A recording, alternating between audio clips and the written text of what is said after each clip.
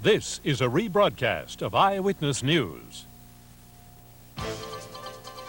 This is Eyewitness News with Bill Butel and Diana Williams, Scott Clark with sports, Sam Champion with the exclusive AccuWeather forecast, and the Eyewitness News team. Now, Eyewitness News. Good evening, I'm Bill Butel. By this time tomorrow night, Publishers Clearinghouse promises to deliver to one of us a dream come true. It's a $10 million dream, the grand prize in what is probably the country's most famous sweepstakes drawing. But is the promise of millions just a way to scam millions from potential subscribers? The New York State Attorney General tonight is investigating Publishers Clearinghouse for possible illegal and deceptive practices. Bertha Coombs now with the story.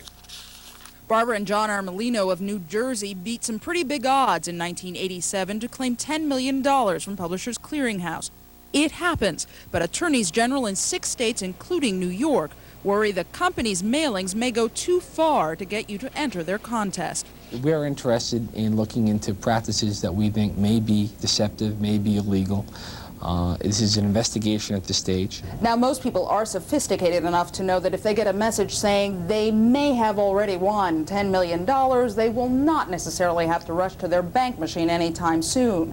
But what does concern the Attorney General is that some people may feel compelled to buy a magazine in order to increase whatever chance they may have of winning. They are led to believe that in the contest itself, and that, of course, is not true. A spokesman for Publishers Clearinghouse denies any wrongdoing and says the company's promotions are designed to be exciting to encourage people to enter, and they believe they are in full compliance with the law.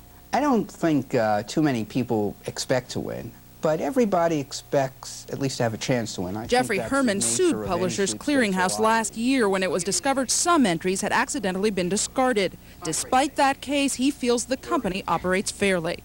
I think that they don't discriminate, and that they actually do open every envelope and process them.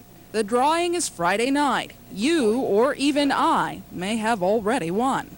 In Manhattan, I'm Bertha Coombs, Channel 7, Eyewitness News. American Family Publishers will also hold its drawing tomorrow, and it says it's going ahead with the award of its prizes despite a possible legal challenge, despite accusations that some entries have not been properly processed. Diana? Tonight, the Ancient Order of Hibernians says that its St. Patrick's Day parade is not Broadway bound. The Hibernians vow to march up Fifth Avenue with or without a city permit. The Order's parade committee hammered out that strategy tonight in a private meeting. Mayor Dinkins stripped the group of its parade permit when it refused to allow a gay group to march in the parade. But the Hibernian Parade Committee says it is not going to back down. We have plans on marching on Fifth Avenue on March the 17th. That's our constitutional right. The Hibernians are pressing the fight in court to win back their permit. Bill? A woman who says she's the victim of the man known as Dr. Blood, that is the physician accused of illegal abortions, will be back on the witness stand tomorrow. In an emotional first day of testimony, Rosa Rodriguez showed jurors how Dr. Abu Hayat examined her the day she went in for an abortion. Ms. Rodriguez said she thought she was 4 months pregnant. She said Hayat performed the abortion, even though she changed her mind, even though she pleaded with him not to do it. He examined me with strength here. Okay, just for the... Well, I asked this question. The objection is sustained. Answers. I will remind you of them again tomorrow. By the time we get to next week, you'll be... The next day, Rodriguez gave birth to a baby whose right arm was broken off. Turns out she was 8 months, not 4 months pregnant at the time. And since Dr. Hayat's arrest in 1991, more than 30 women have come forward saying he mishandled their abortions badly. Oh, Bill, a story tonight about 2 cops who allegedly became robbers. Authorities in North Bergen say 2 officers crossed over to the wrong side of the law, mugging unsuspecting victims who called on police for help. Tim Mitten has the story. The allegations are as simple as they are shocking. A pair of uniformed officers dispatched out of this headquarters would systematically rob drunk and sleeping drivers parked in deserted areas. Veteran patrolman Vincent Sorge and Thomas Rowan went from taking mugshots to posing in them when they were stung by a county and state task force. According to prosecutors, here's how the sting worked. An undercover state trooper pretended to be asleep in a car in this industrial area, and as backup troopers watched from nearby, the 2 suspected North Bergen officers were radioed and told to come here to check it out.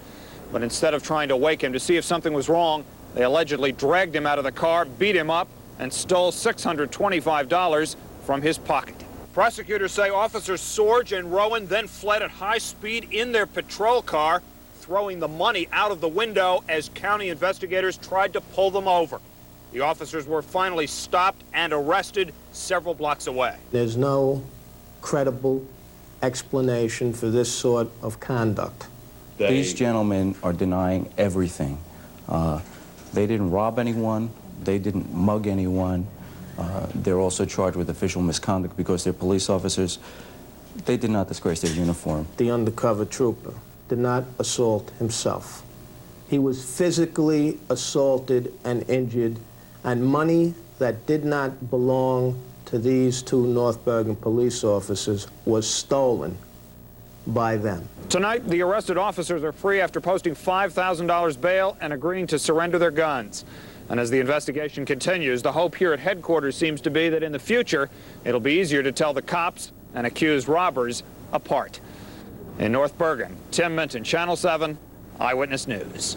And if convicted, the officers could face up to 35 years in prison. Bill? In connection with the conflict that's been in the headlines this past week, the 50-year-old rule that bans homosexuals in the military was tonight ruled unconstitutional. A federal judge said gays and lesbians cannot be banned from service simply because of their sexual orientation.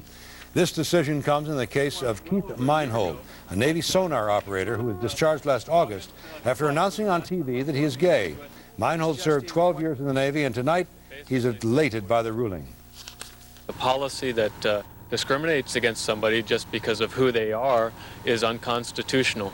It directs the government to stop asking whether somebody is gay and stop discharging them because of their sexual orientation. And tonight's ruling says the Pentagon's justifications for keeping gays out of the military are similar to the arguments given in the 1940s to keep the military racially